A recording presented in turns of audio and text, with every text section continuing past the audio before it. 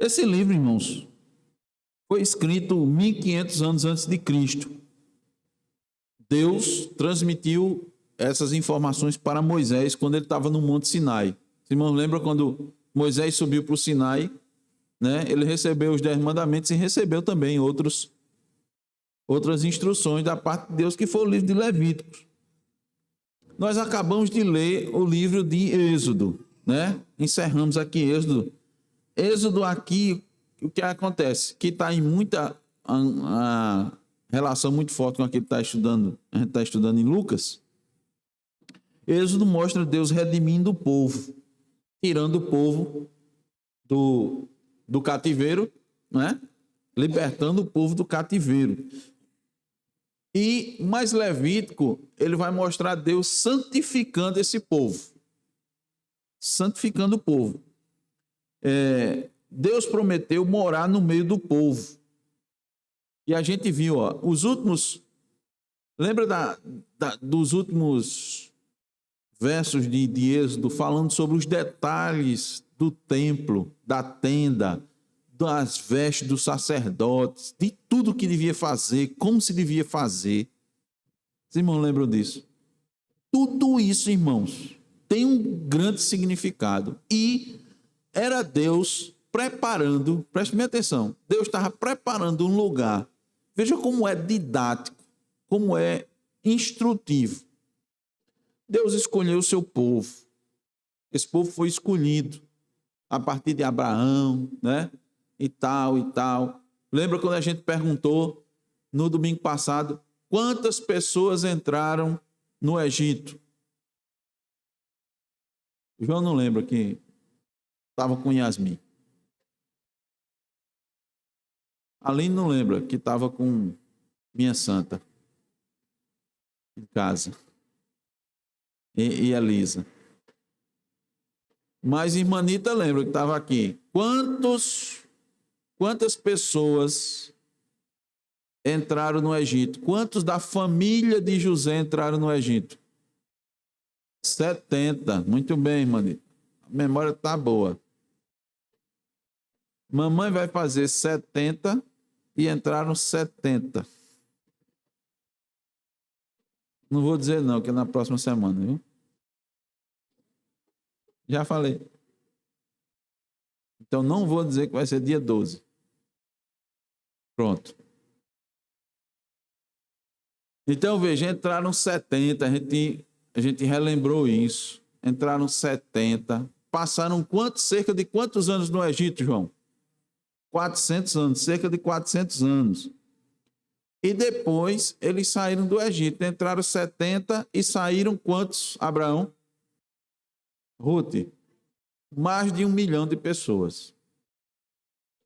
Então Deus foi no deserto, né?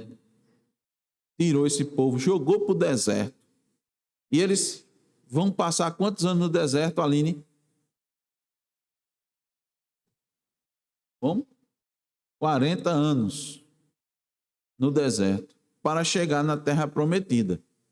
Só que ainda tem que chegar na Terra Prometida e conquistar a Terra Prometida. Mas, nesse tempo aí, irmãos, Deus vai... Esse povo estava assim, um bando de gente, entendeu? Era um bando de gente. Porque ficou muito tempo no Egito, acabou... irmãos, são muitas lições, eu vou resumir aqui as coisas. Mas esse povo lá no Egito, depois do processo de escravidão, ficou sem poder cultuar, né? Só trabalhando, sofrendo ali, sabe? Lutando ali pela sobrevivência. E tanto é que Moisés chega para Faraó e disse: deixa meu povo ir para que me sirva. A palavra serviço, servir é cultuar. Por que foi que Deus libertou seu povo do Egito? Para cultuá-lo. Para que eles fossem livres para cultuar. Para prestar um culto. Moisés podia dizer qualquer outra coisa.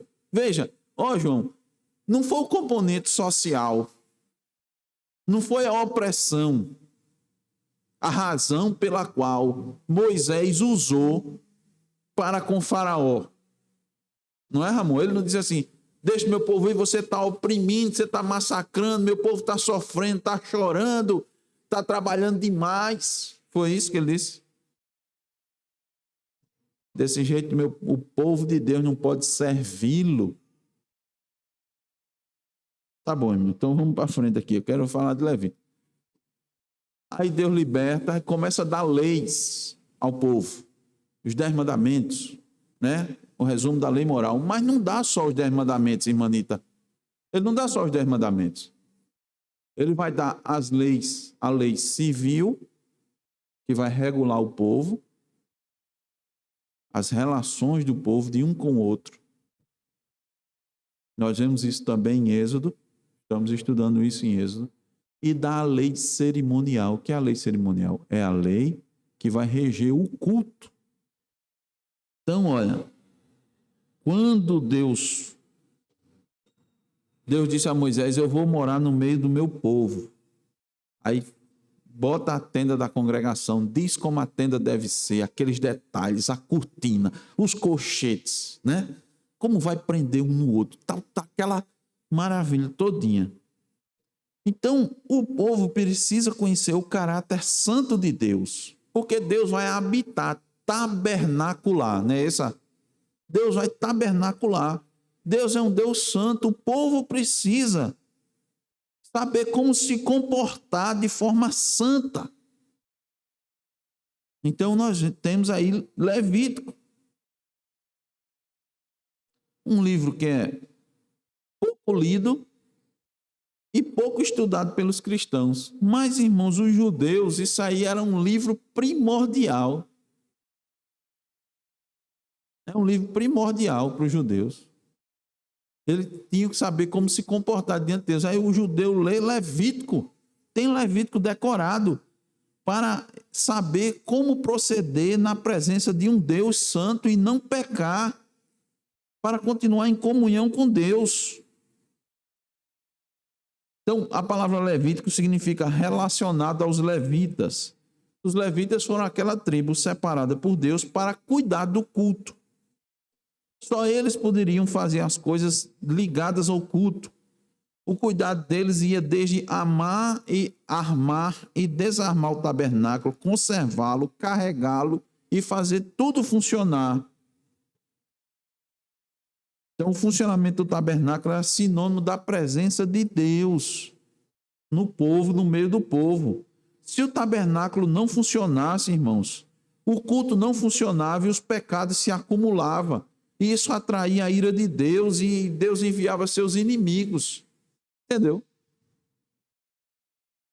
Olha a importância sempre do culto na vida do povo de Deus. Desde sempre foi assim.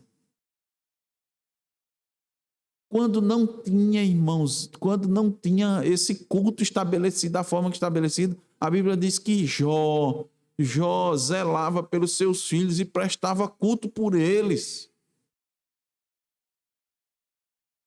A preocupação de Jó era com a alma, com o culto, com o relacionamento com Deus.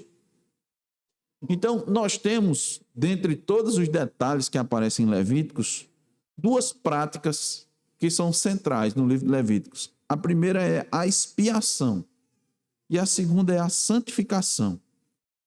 Pela expiação, Deus redimia seu povo do pecado, aceitava a transferência da culpa deles para uma vítima inocente.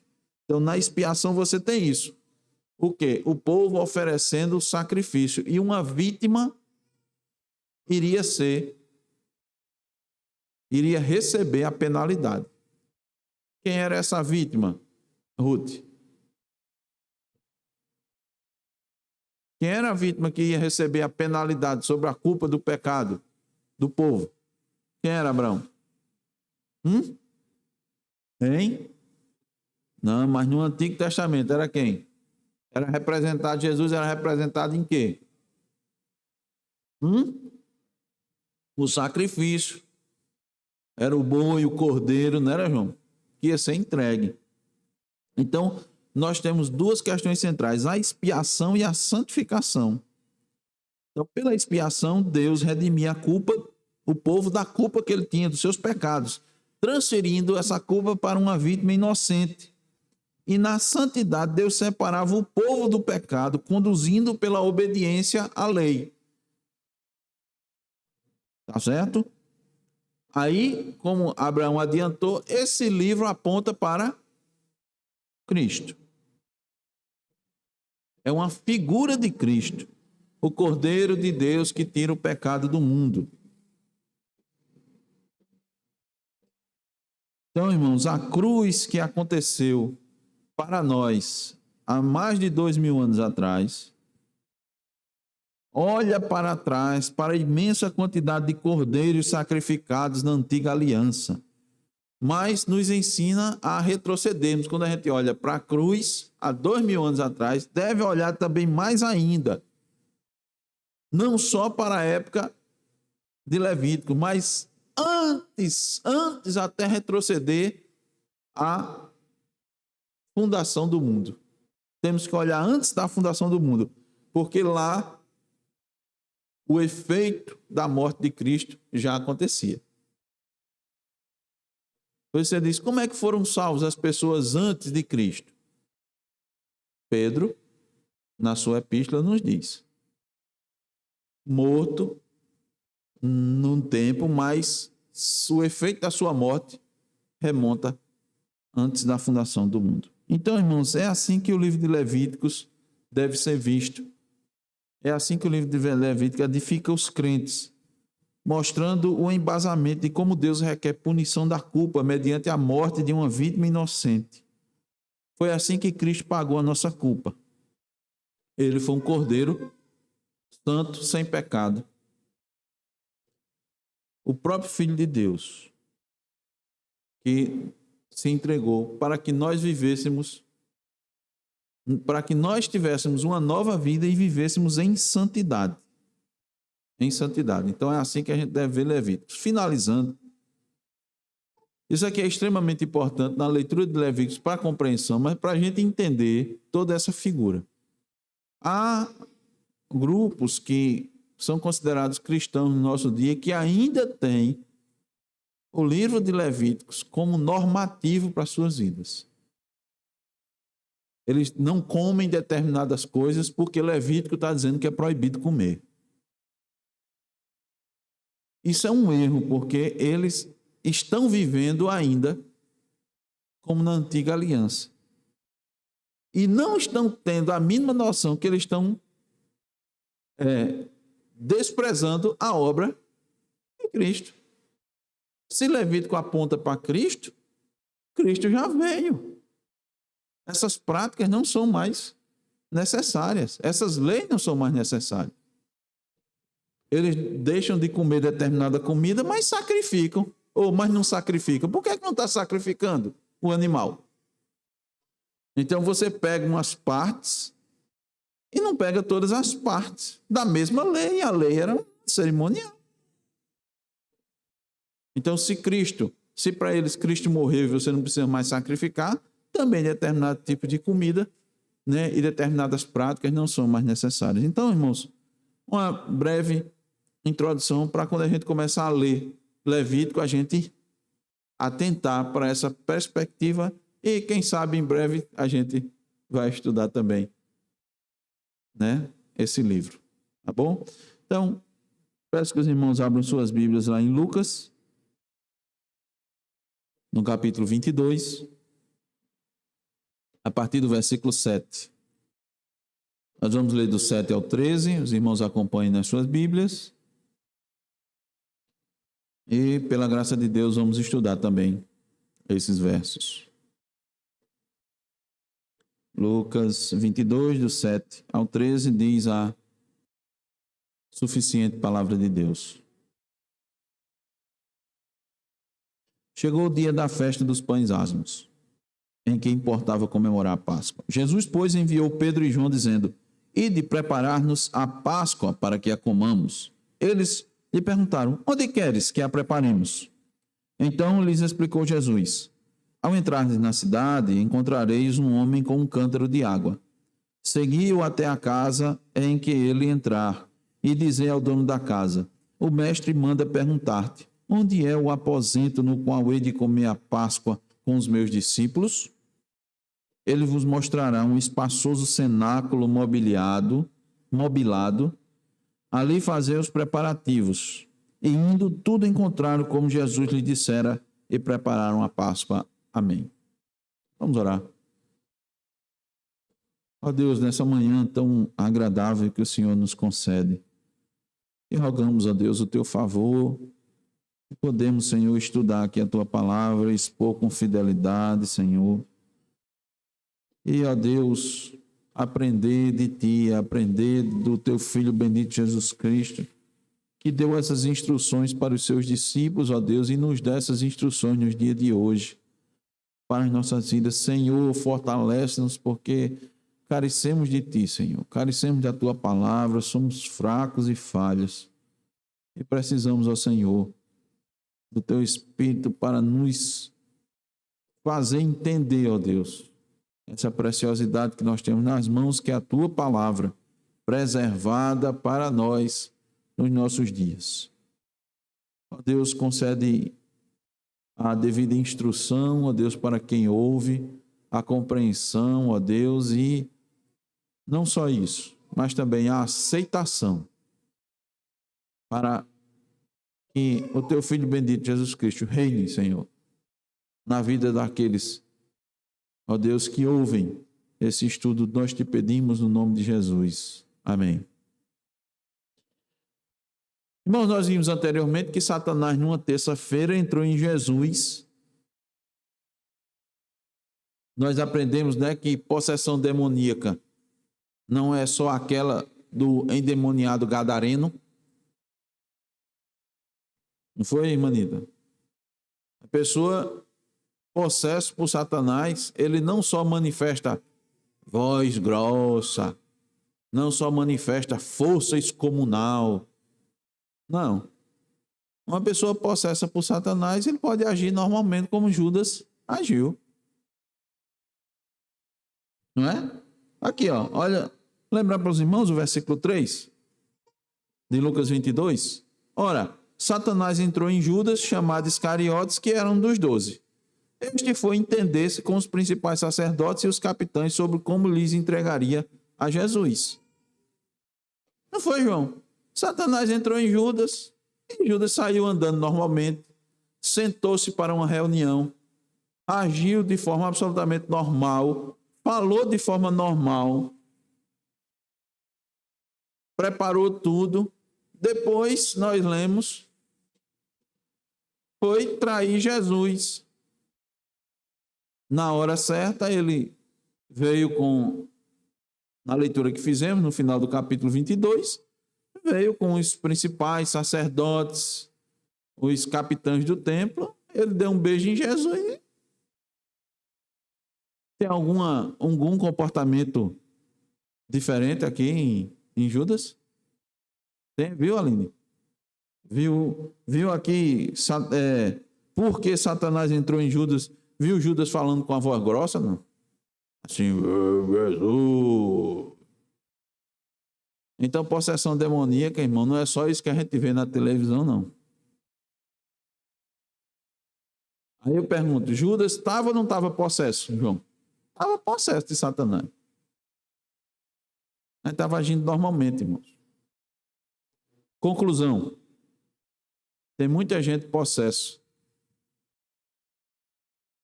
Que nós não consideramos. Quem é que está possesso? Todo aquele que está fazendo a vontade de Satanás. Entendeu? Quem não está fazendo a vontade de Deus está nessa condição. Então, irmãos, nós vimos isso, vimos todos os detalhes, né? Sobre o plano para tirar a vida de Jesus, o pacto que Judas fez com os inimigos de Jesus. E passados 2 dias, agora é chegado o dia da festa dos pães asmos. É chegado esse dia, quinta-feira. Essa agora é uma quinta. Essa festa dos pães asmos, ela foi instituída para lembrar os israelitas de como Deus os tirou apressadamente do Egito. Por isso que eu disse, ó, como tem ligação direta, né? Lucas e Êxodo que a gente... Então, Deus disse, prepare tudo e saia apressadamente. Lembra? Deus disse a Moisés, olha, diga ao povo que saia apressadamente. Pega as coisas tal e leve. Então não deu tempo levedar, botar fermento na massa. E esse fermento, irmão, normalmente na Bíblia, o fermento está relacionado ao pecado.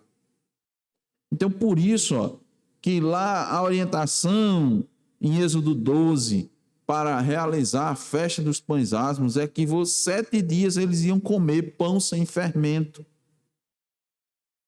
Deus disse, ao primeiro dia você vai tirar o fermento das vossas casas. Qualquer que comer coisa levedada, coisa com fermento, desde o primeiro dia até o 7º dia, essa pessoa será eliminada de Israel.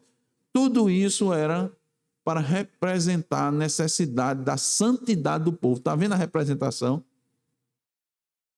Olha, vocês precisam ser santos. Esse pão aí sem fermento significa isso.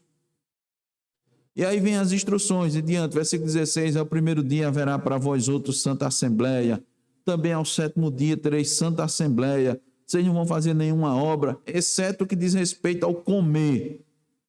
Somente isso vocês vão poder fazer. Guarda a festa dos pães asmos, porque nesse dia, porque nesse mesmo dia tirei vossas hostes da terra do Egito. Portanto, guardareis este dia nas vossas gerações por estatuto perpétuo. Agora, veja. Atente isso. Guardareis esse dia por estatuto perpétuo. Por que perpétuo? Perpétuo, irmãos, até Cristo vir. Depois não precisa mais. O cristão não vai guardar mais isso. O cristão não vai guardar mais isso.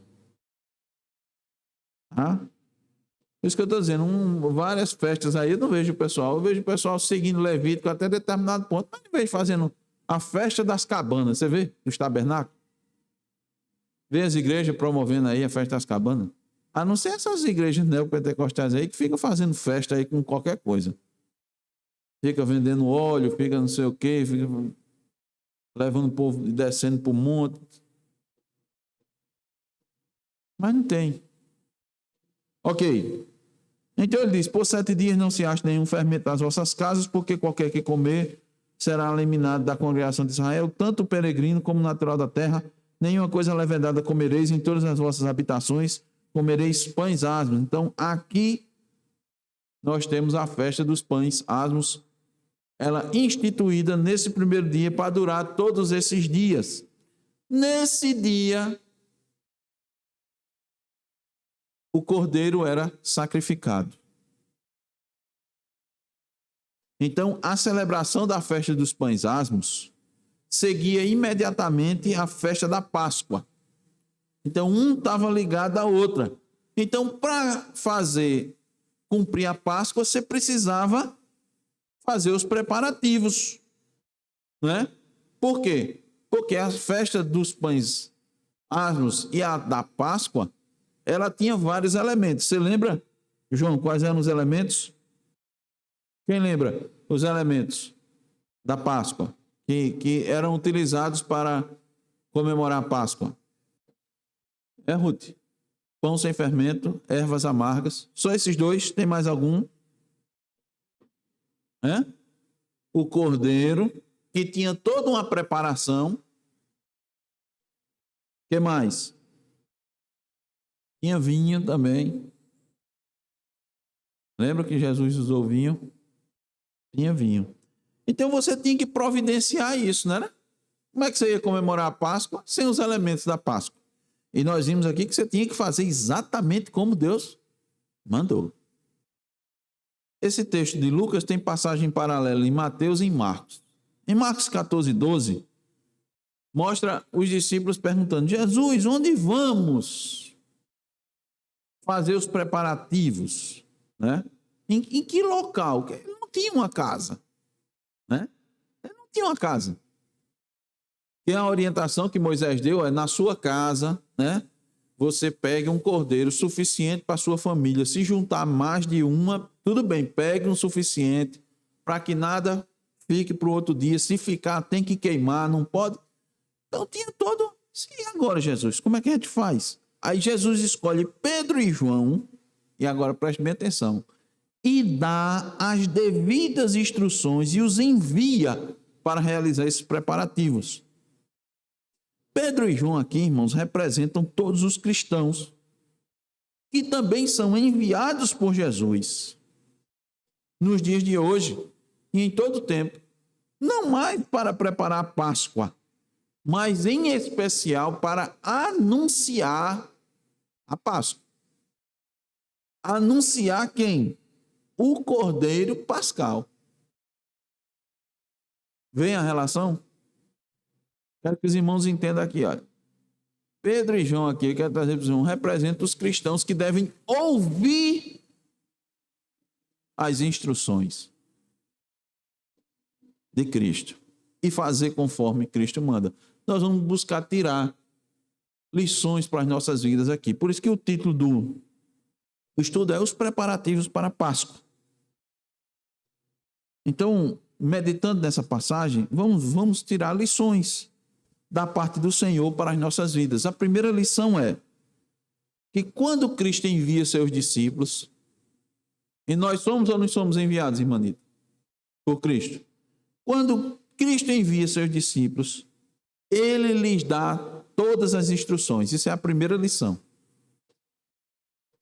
Quando Cristo envia, ele dá as instruções. Tudo que é necessário para os cristãos fazerem, Cristo diz, Cristo instrui, Cristo ensina. Vamos ler novamente do versículo 8 ao versículo 10 de Lucas 22. Jesus, pois, enviou Pedro e João, dizendo: ide preparar-nos a Páscoa para que a comamos. Eles lhe perguntaram: onde queres que a preparemos? Então lhes explicou Jesus, explicou. Ao entrares na cidade, encontrareis um homem com um cântaro de água, segui-o até a casa em que ele entrar. Aqui, irmãos, nós encontramos um retrato das nossas vidas. Observe que Cristo diz somente o que é estritamente necessário aos discípulos, sem lhes dar maiores detalhes. Ele dá instrução, mas ele não detalha. Se os irmãos forem observar, não tem detalhe maior. E esses detalhes, a princípio, nós poderíamos considerar importantes se fôssemos olhar por outro ângulo. Veja só, Cristo disse que eles deveriam entrar na cidade, indicando o caminho por onde deveriam ir. A cidade de Jerusalém, irmãos, tinha muralhas e portões de entrada. Então, Cristo disse: entre na cidade, mas não disse nem pelo que portão entrar. Não foi? Na época, tinha pelo menos 3 muralhas em Jerusalém. Às vezes a gente vê nos dias de hoje os muros de Jerusalém, aquele é um dos. Tá certo? Então, mas ele disse: entre em Jerusalém e lá você vai encontrar um homem com um cântaro, né? Agora, veja, irmãos, ele diz: vai encontrar um homem com um cântaro e você siga ele até a casa. Jesus disse: qual era o nome do homem? Tanta gente nessa época, irmão, Jerusalém estava fervilhando de gente. Eu vou entrar na cidade. Como é o nome da pessoa? Como ele é? Está vestido como? Quantas pessoas naquela época, naquele momento, podiam levar água, irmãos? Era a coisa mais normal do mundo, não tinha água encanada. Como a gente tem, não. Abra aí a torneira para ver se tem água, menino. Está faltando água. Vê se a casal liberou. Não tinha. Então, o que é que as pessoas faziam? Tinha um poço. Ia até o poço, né? enchia de água o cântaro ou o odre, nós vamos ver, e levava para casa para fazer todas as necessidades. Como é esse homem? Como é o nome desse homem? Jesus disse: quando você entrar na cidade, você vai ver um homem com um cântaro cheio de água. E onde é essa casa? E se tem tanta gente com cântaro, como é que eu vou saber que o cara vai para a casa que o Senhor está dizendo que é? Diga como é essa casa, o endereço, mais ou menos. Deus disse, Cristo disse, não disse. Isso, o que é que isso tem para ver com a gente? Tudo. Tem tudo. Aqui nós temos ensinamentos relevantes para nós. Por quê, irmãos? Nós nunca sabemos todos os detalhes da ordem de nosso Senhor. Eu vou repetir. Nós nunca sabemos todos os detalhes das ordens que nós recebemos do Senhor. Por isso que é importante a gente entender que a gente precisa ouvir as instruções e seguir a risca ao pé da letra para que tudo dê certo. Para que a gente cumpra a missão que Deus tem para nós. Irmãos, já fazendo a aplicação, nós temos missões gerais nas nossas vidas, nós temos missões específicas. Deus já deixou essas missões. Você é mãe, você casou, sua missão já está clara. Qual a sua missão principal? Principal. Você vai cuidar da sua casa, do seu marido e dos seus filhos. Já foi lhe dada a missão. Homem, você casou, você tem que ser o cabeça do lar. Você tem que ser o sacerdote da sua casa. Você tem que governar a sua casa. Você tem que amar e proteger sua esposa. Você tem que instruir seus filhos. Essa é a sua missão principal. Filhos, ainda não casou? Sua missão é honrar seu pai e sua mãe. É honrar Deus, é amar Deus acima de todas as coisas. Você já tem uma missão. As viúvas têm missão para elas. Tem. Está viúva enquanto vá se dedicar, vá servir a Cristo.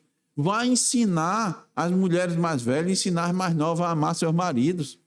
As viúvas vão se dedicar. Você tem missão. Todos têm uma missão geral, mas tem missões específicas. Onde é que tu está? Aqui, pronto. Eu tenho uma missão específica para tu. Como é que eu vou desenvolver essas missões? Siga as instruções. Você vai saber de todos os mínimos detalhes, você vai saber das consequências, do final. Não, você não sabe de todos os detalhes. A Bíblia diz, não tu mandei eu. Isso é uma grande lição para nós. Então, irmãos, há uma razão para Cristo não nos informar de tudo. Pode ser para provar a nossa fé, para a gente viver pela fé. Pode ser para provar o nosso coração, as nossas intenções, a nossa inclinação. Pode ser, irmãos, que nós não recebemos todas as instruções, até para nos proteger de nós mesmos. Já aconteceu. De novo, usando o exemplo do povo. O povo saiu do Egito, foi para Canaã. Passou quanto tempo? Rodando no deserto? 40 anos. Tinha um caminho mais curto para ir? Tinha. Ele mandou pelo caminho mais curto? Era melhor o mais curto ou o mais longo? Pergunta. Era melhor para o povo de Deus o caminho longo ou o mais curto? O longo. Agora, se fosse você escolheu o longo? Pergunta. Tem dois caminhos. Um passa 40 anos, outro passa poucos dias. Você vai por onde? Pelo curto. Na Bíblia, Deus disse por que é que não mandou o povo pelo caminho mais curto. Mas na sua vida, ele pode não dizer. Ele não tem que dar explicações. Nós precisamos entender isso. Deus não tem que dar explicações para você, não. Você tem que ouvir as instruções e seguir com fé. Mas Cristo sabia de tudo. No contexto aqui, irmãos, eu vou levantar uma possível razão. Veja, eu vou levantar, isso não está certo. Mas para a gente ter uma noção mais clara e nos dar confiança de que nós devemos seguir as instruções de Jesus, mesmo que nós não saibamos dos detalhes. Talvez Cristo não tivesse dado maiores instruções para os discípulos, porque Judas poderia ter sabido. Satanás já tinha entrado em Judas e Judas já tinha ido fazer o estratagema para trair Jesus. Não era a hora. Então pode ter sido por conta disso. Porque olha que se não ia ser uma oportunidade excelente para prender Jesus. Quando ele estivesse numa casa, só com seus discípulos, comemorando a Páscoa. Seria ótimo, não seria? Lembra que os principais estavam com medo do povo, temiam o povo? Se prendesse Jesus numa casa só com os discípulos, ninguém ia ver, meu amigo. Ia ser na surdina. Quando visse, ele já estava preso. Naquela época não tinha Zap para botar a localização, compartilhando a localização. Não tinha. Então, irmãos, mas precisava instituir a ceia. Se Judas tivesse, quem sabe, sabido de tudo e dito aos principais sacerdotes, ele ia dizer lá, o pessoal ia aprender antes que Jesus instituísse a ceia. Era preciso dar as últimas instruções aos discípulos durante o momento que eles estavam juntos nessa ceia. João 14, 15, 16, 17 se desenvolve nesse momento a narrativa.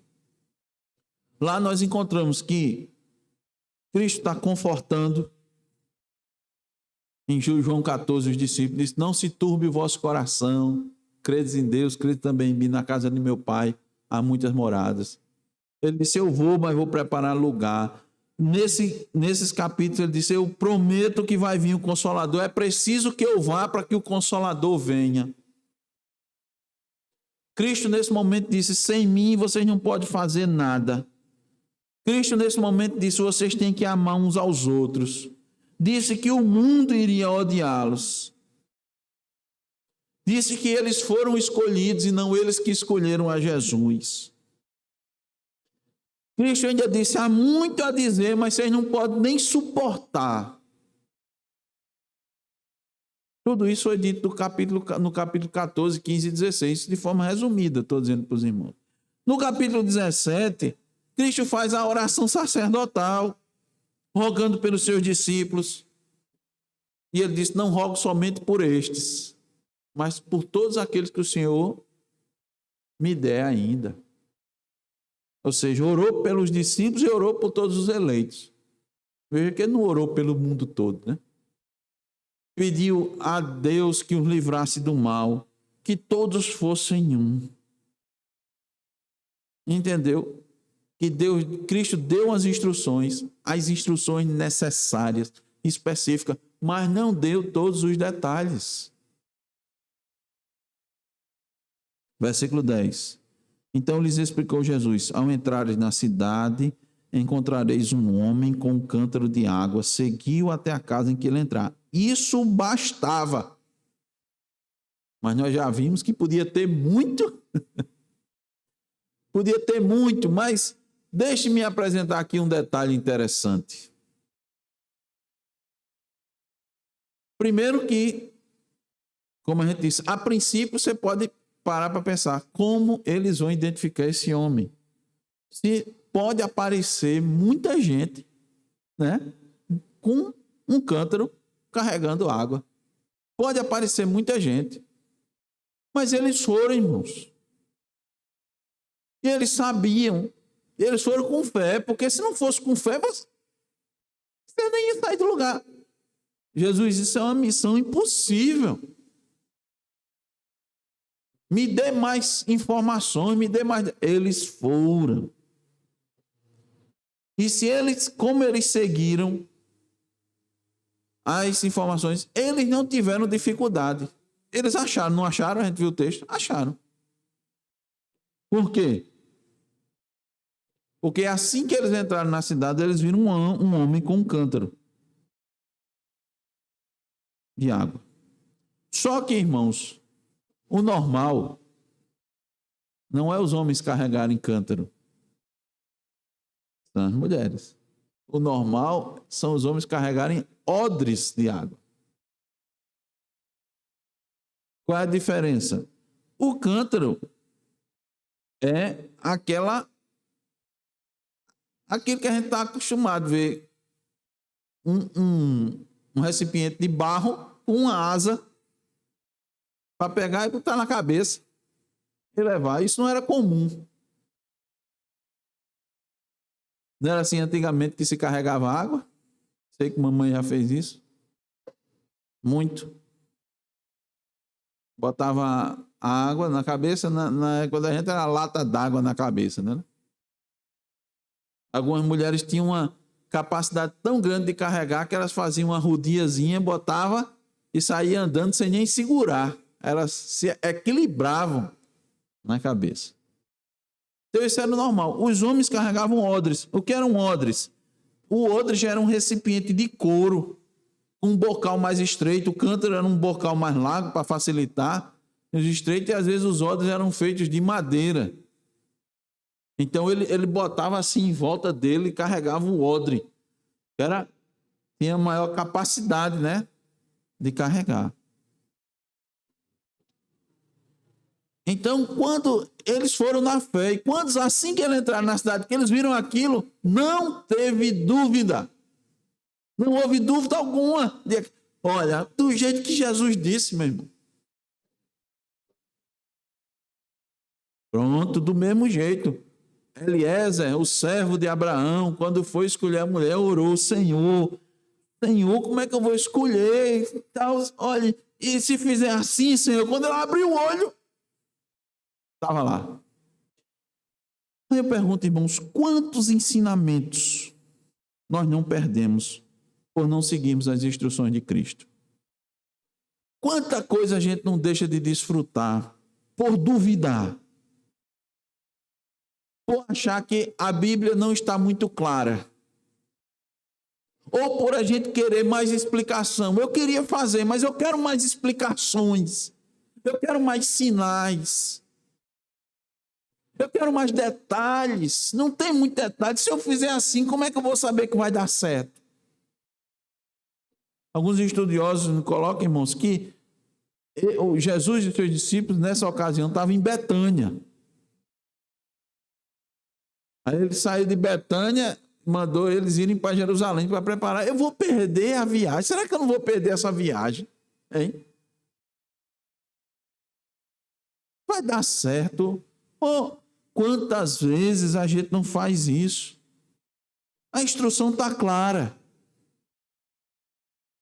Aqui, irmãos, temos um exercício de fé e confiança na providência. Esses discípulos, Pedro e João, deram um exemplo para nós. Por que a gente não segue as instruções? Não, porque muitas vezes, na verdade, a gente quer outra coisa, na verdade. Nós queremos outra coisa. Aí a gente fica, não, mas, né? Fica com mais. Mas disse isso, mas isso e aquilo. Não está muito claro aqui, sabe? Tem tantas outras opções. Tinham muitas opções para os discípulos. Muitas possibilidades. E eu pergunto, será que a gente tem sido aprovado nas provas de fé e de confiança na providência? Ou será que nós temos nos apressado? Nós temos nos adiantado? Não, Jesus, na verdade, esqueceu, né? Ele esqueceu disso. Isso aqui não vai dar certo. Vamos encontrar muita gente. Eu tenho certeza. todos nós sabemos, nós vimos quanta gente tem lá, quanta gente precisa de água. Os discípulos não pensaram disso, irmão, não fizeram isso. E aí, quantas vezes a gente não tem falhado por causa da pressa, do desespero, da murmuração. Por quê? Porque tudo não está claro. Você quer as coisas claras, você quer as coisas do seu jeito. Você quer agir só depois de ver, de experimentar. Cristo aqui está tratando de obediência às suas instruções. Ele não deu instrução? Deu ou não deu? Deu. Siga. Do jeito que está lá. Então nós vemos que quando Cristo envia seus discípulos, ele lhes dá instruções. A primeira lição. A segunda. Quando ele envia seus discípulos, ele provê tudo que é necessário. Ele, além de dar as instruções, ele provê tudo. Versículo 11. A instrução era: entre na cidade, você vai ver um homem com um cântaro e siga ele, né? Até a casa onde ele for. Não disse o nome do homem, não disse o nome da casa, não disse o nome do dono da casa, não disse o endereço da casa. Disse nada.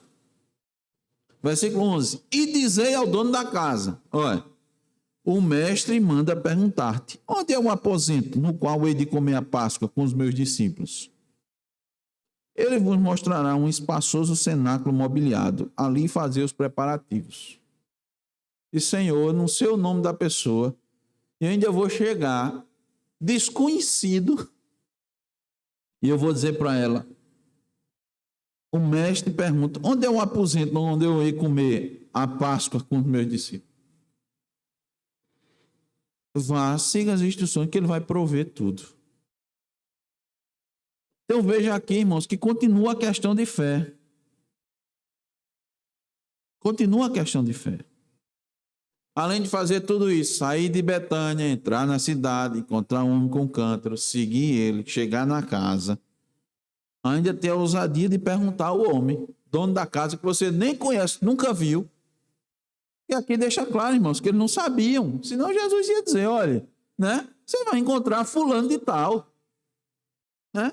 O nome dele é esse. Em outras ocasiões, Cristo disse. Mas agora Cristo não disse. Então, irmãos, a gente pode se perguntar: por que Cristo não mandou logo ele indo para casa?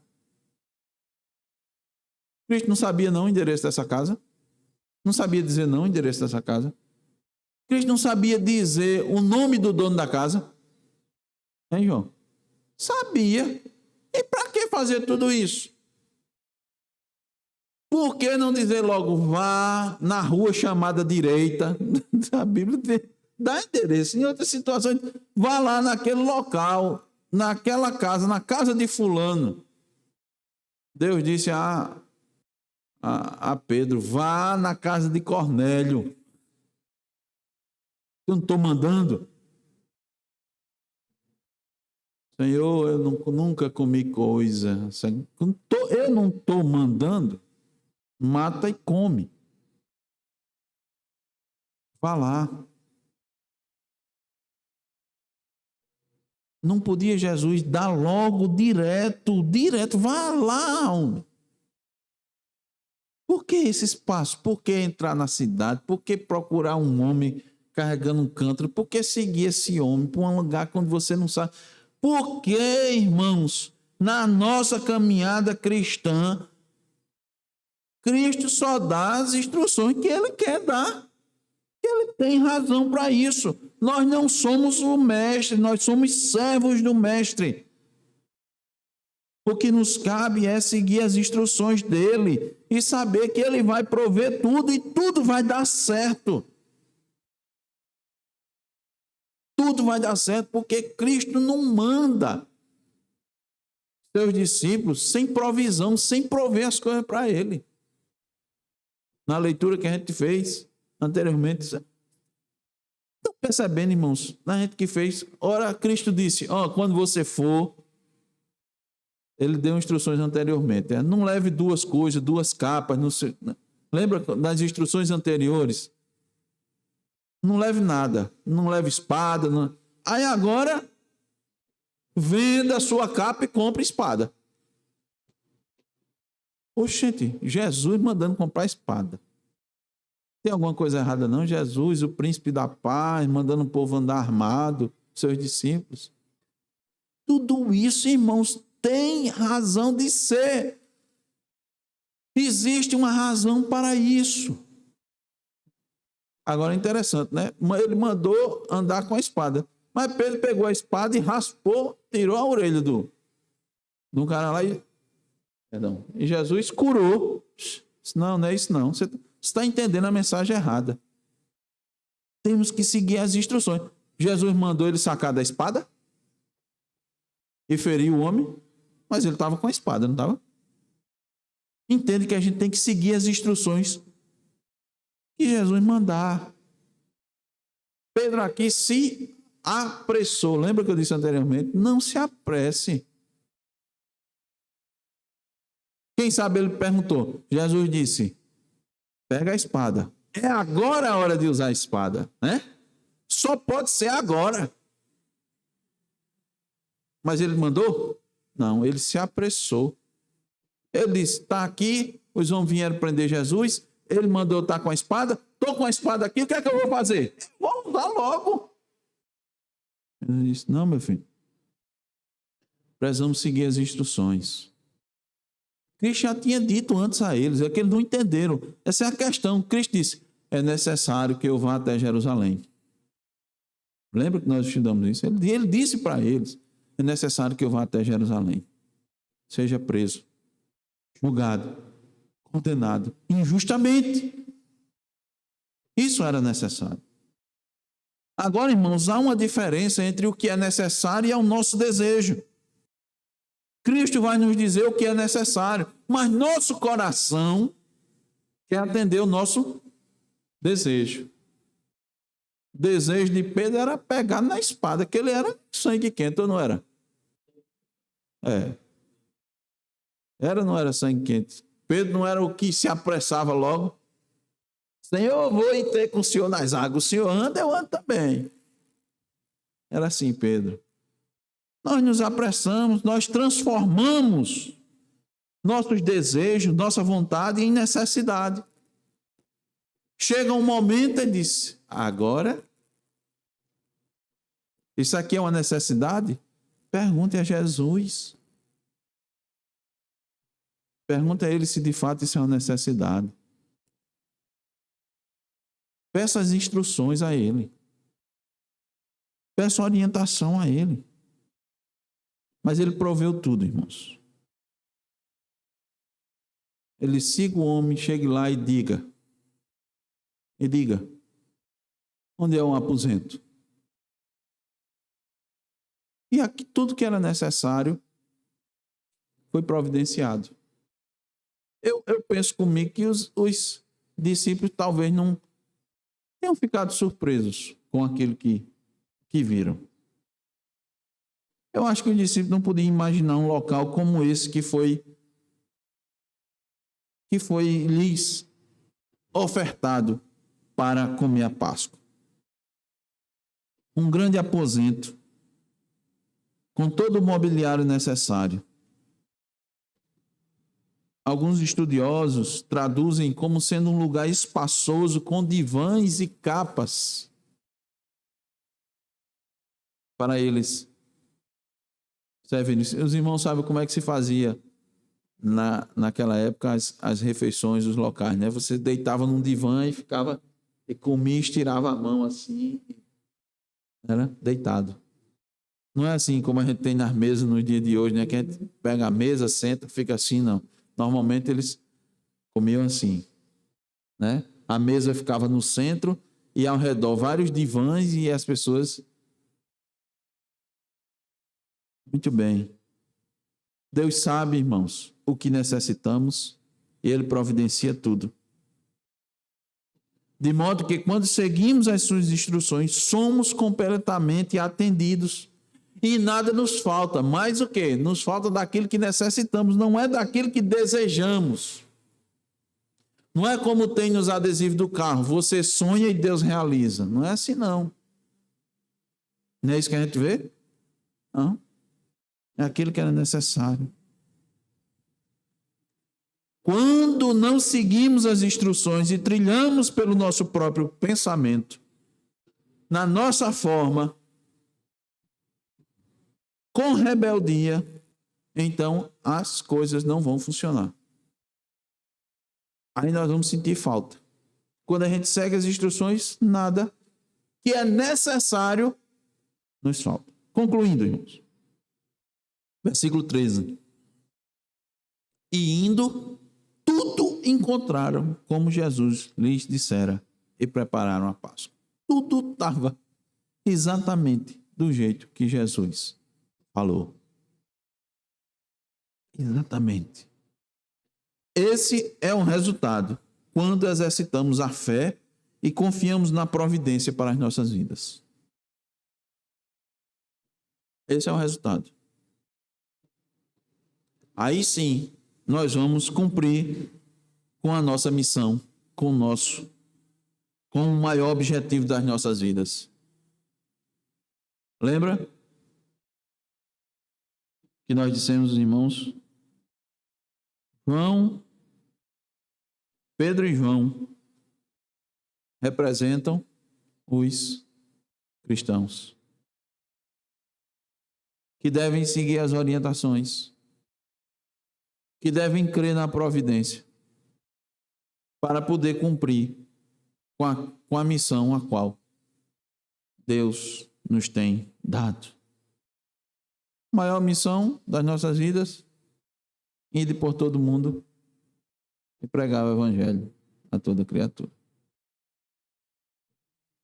Prestar um culto a Deus.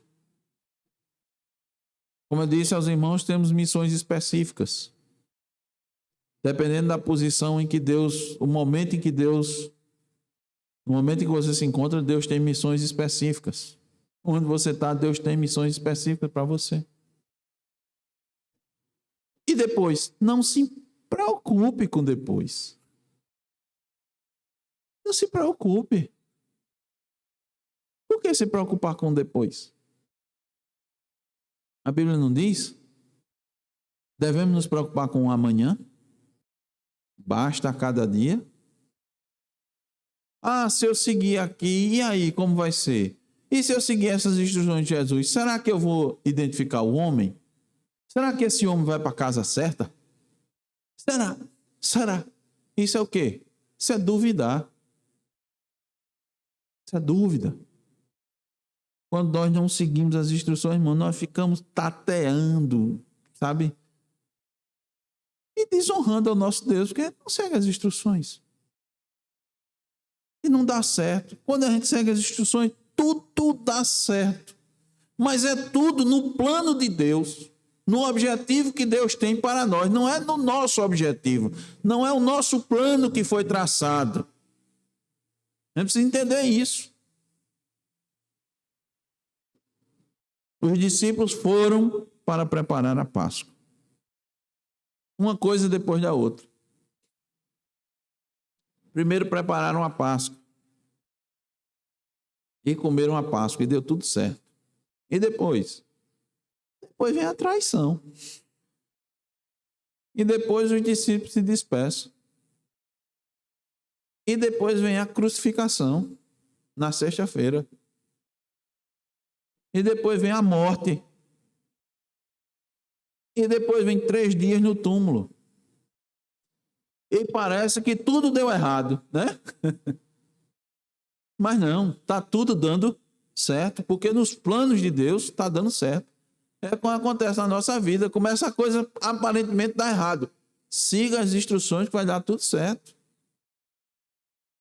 De novo, lembrando aquela situação, Jesus vai se encontrar com o discípulo, está todo mundo dentro de uma casa, com medo, trancada a casa. Por que vocês estão desse jeito? Por que vocês estão assim? Os discípulos no caminho de Emaús, por que vocês estão assim? Aí lá vai Jesus explicar de novo. O quê? Está tudo escrito. Está tudo escrito. Tudo vai dar certo. Siga as instruções que tudo vai dar certo. Todas as coisas cooperam para o bem daqueles que amam a Deus. Vai dar certo.